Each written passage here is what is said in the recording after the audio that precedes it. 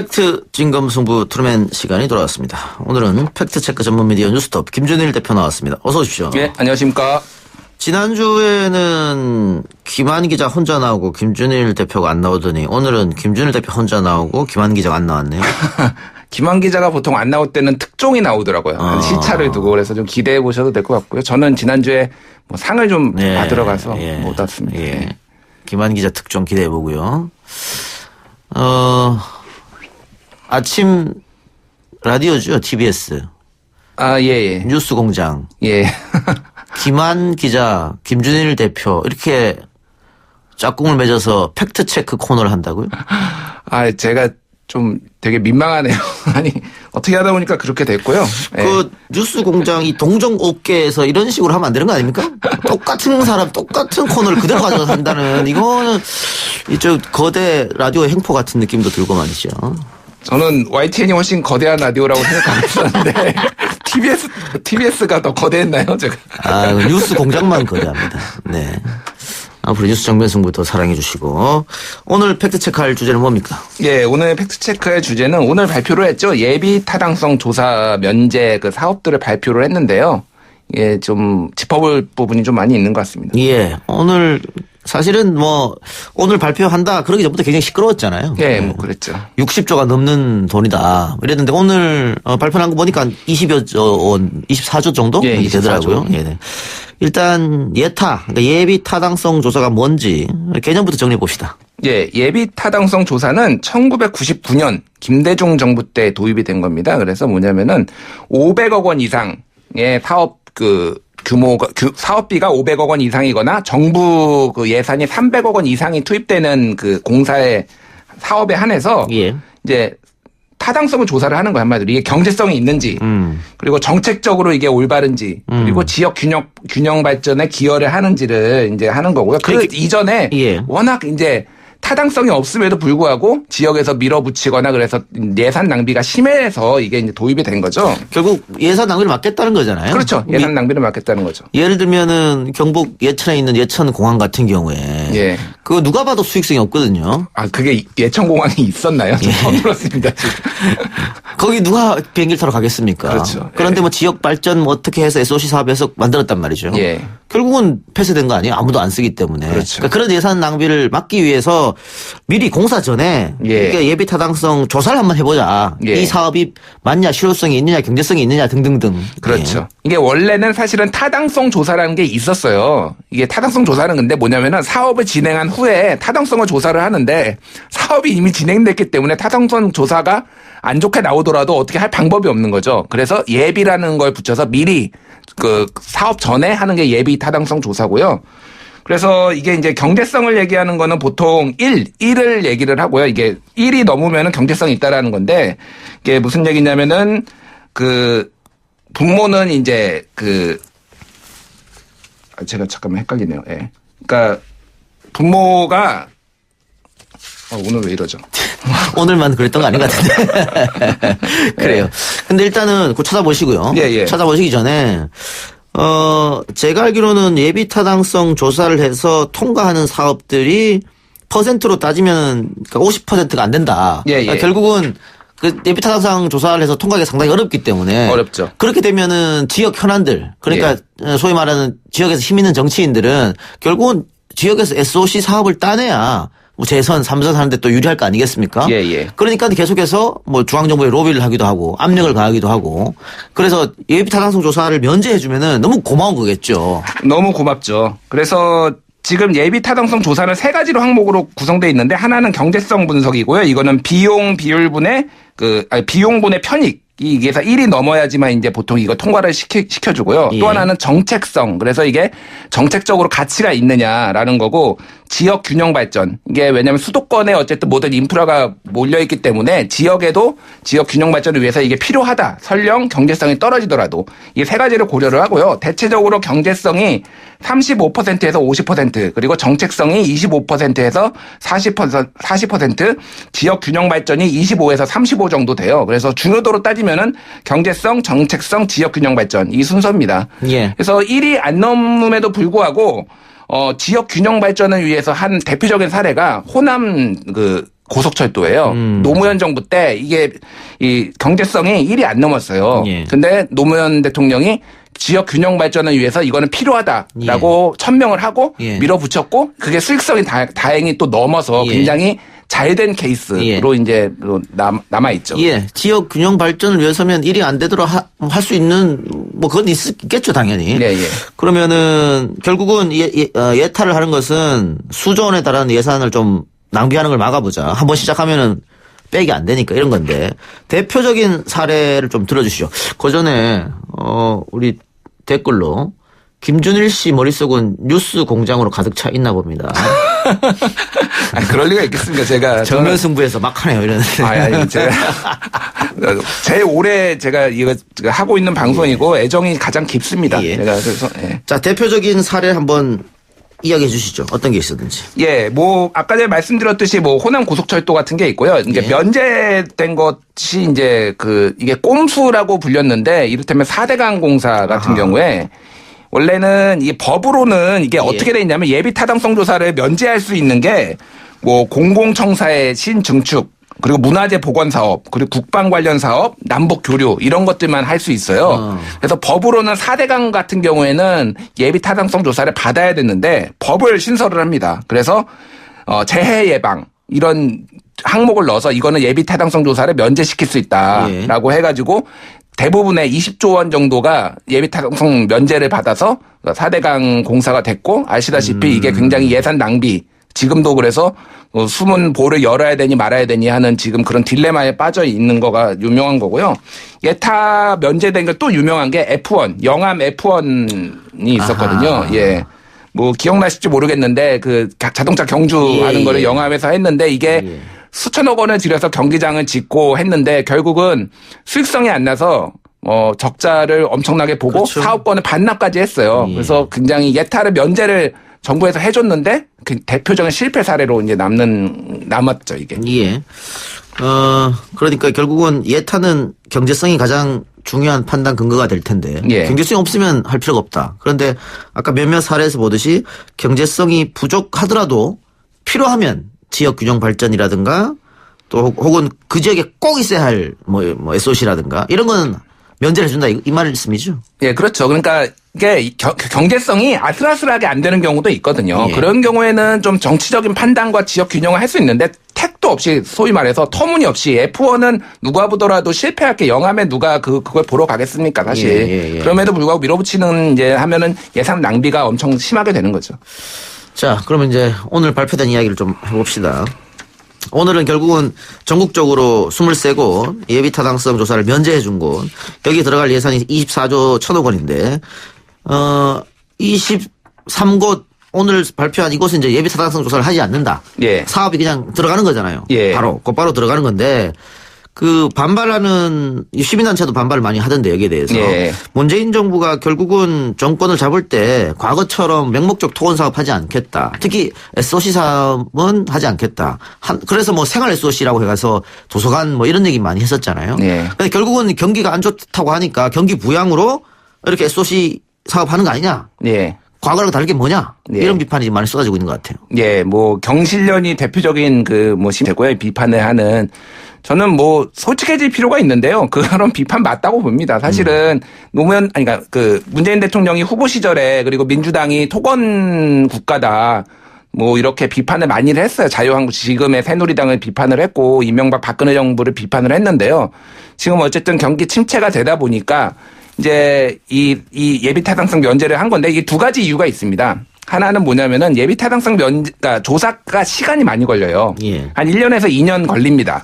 그러면은 지금 당장 이를테면 SOC 사업에 돈을 어느 정도 부어야 되는데 그게 시간이 많이 걸리면 효과를 너무 뒤에 보니까 그래서 이거 면제라는 과감한 이제 선택을 한 것이고 이게 또 하나는 이 일종의 이제 지금 선거를 앞두고 이제 내년에 선거가 있지 않습니까? 그래서 어떤 뭐 이렇게 좀 경기를 활성화하는 그런 차원에서 풀었다라는 것은 뭐 사실 부인할 수가 없어요. 이거는 뭐 정치적으로 과잉 해석이 아니라 부인할 수가 없는 거고 다만 이제 이 방식의 문제점은 뭐냐면은 이 예비 타당성 조사를 작년 11월에 면제를 해주겠다면 지자체에 올려달라고 그랬어요. 2개씩.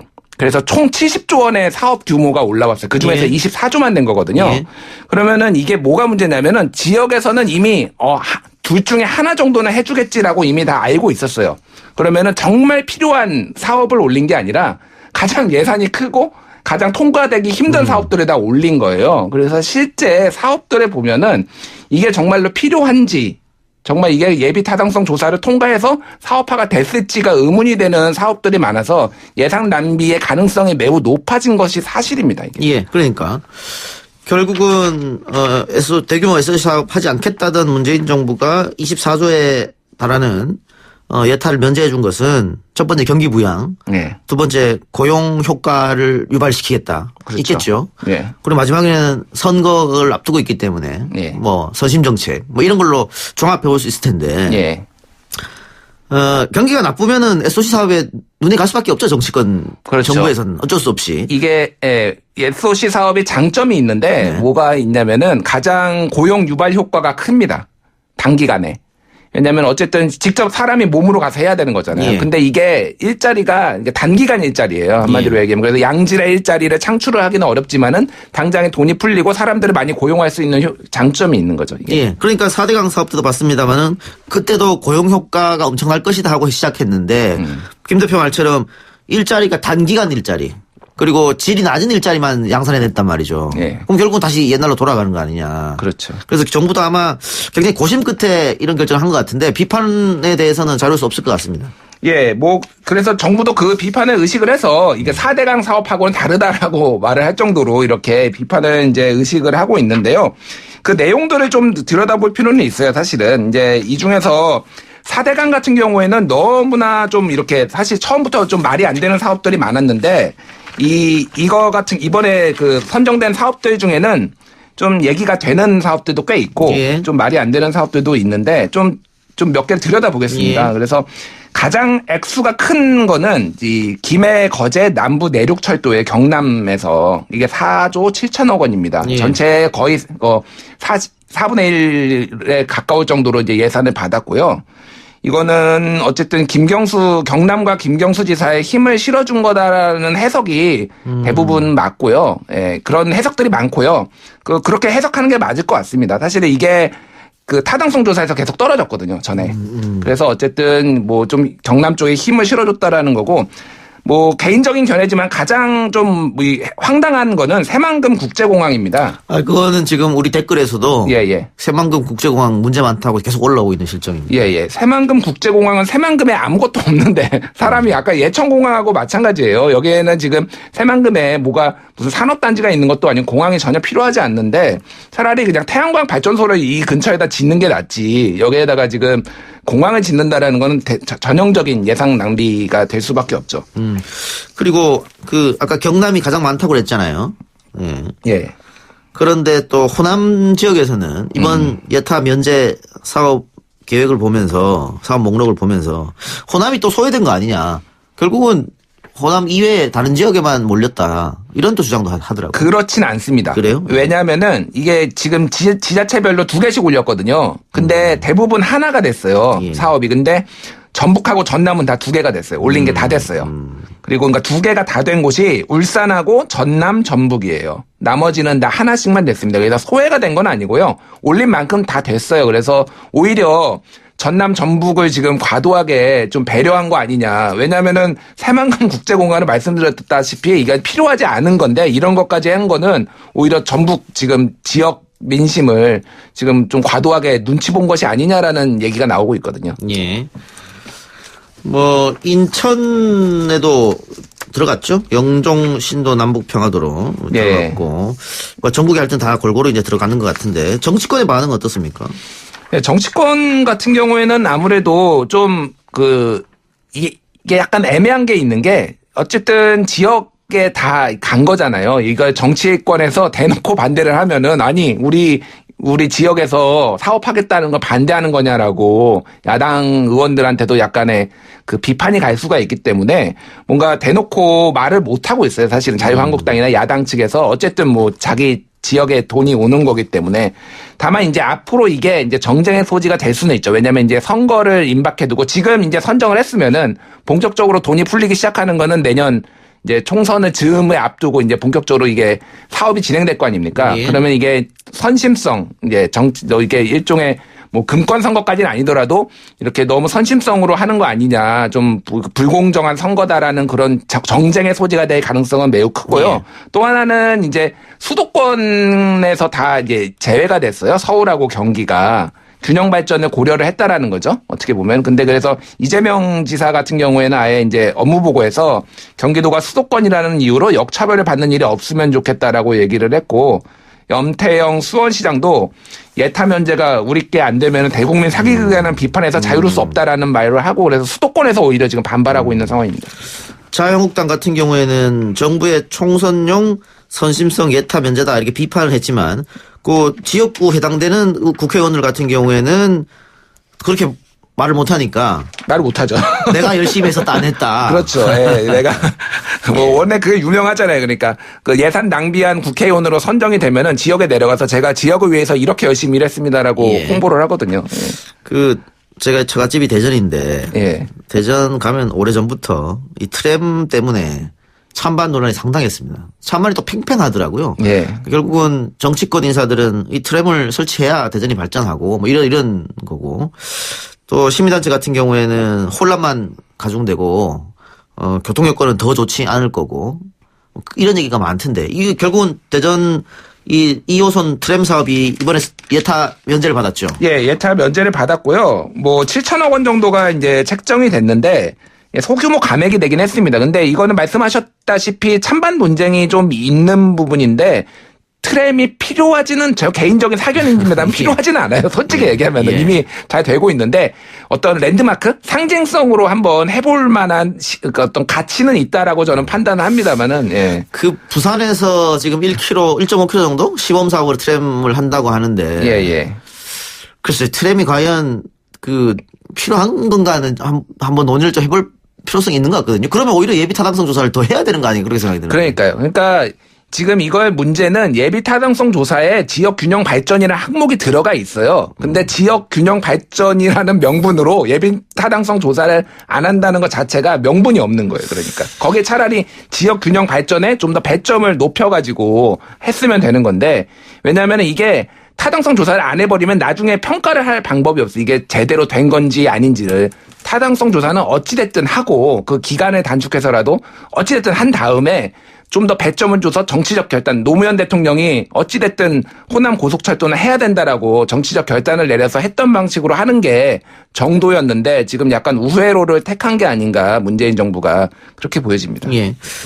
지금 그 경제지, 보수 경제지에서는 환영하는 듯한 기사들이 좀 나왔던데요. 예.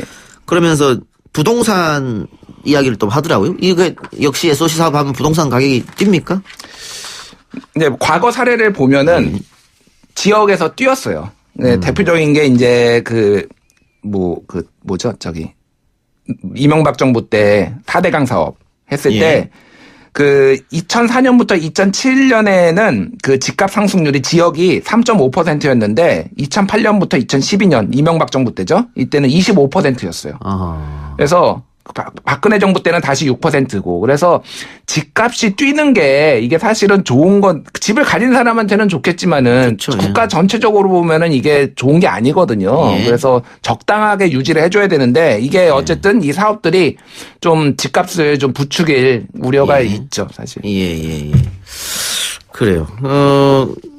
결국은 SOC 사업 하면은 당연히 그 주위에 있는 부동산 지가는 오를 테고. 네. 그런데 그 부동산 지가는 지금 서울은 너무 뛰었는데 지방은 많이 계속 떨어지고 있다. 예. 이런 것 때문에 예비 타당성 조사 면제해서 SOC 사업해서 지방 부동산 경기가 좋아지면은 괜찮은 거 아니냐. 이런 주장도 있는 거잖아요. 그러니까 부동산 경기가 좋아진다라는 게 사실은, 그러니까 경기가 좋아진다는 뭔가 생산적인 거에 투자를 해서 거기에서 뭔가 재화가 재창출이 돼야 되는데, 이거는 일종의 거품 경제를 유발하는 거거든요. 부동산으로 경제를 띄운다라는 거는 결국은 언젠가는 꺼지게 돼 있기 때문에 매우 리스크가 큰 그 행동이고 굉장히 단기간적인 거라서 저는 부정적으로 보는데, 어쨌든 그렇습니다. 예, 청취자 전화항이 왔다고 하네요. 예천공항이 민간 운영 아니라고. 네. 군 시설 같이 쓰고 있었죠. 그러다가 결국은 따로 민간으로 빼가지고 하다가 결국은 김포 예천 노선 사업성이 없어서 다 중단해버렸기 때문에 결국은 이것도 돈이 들어간 겁니다. 네. 해서는 안 될 일을 한 거죠. 그래요.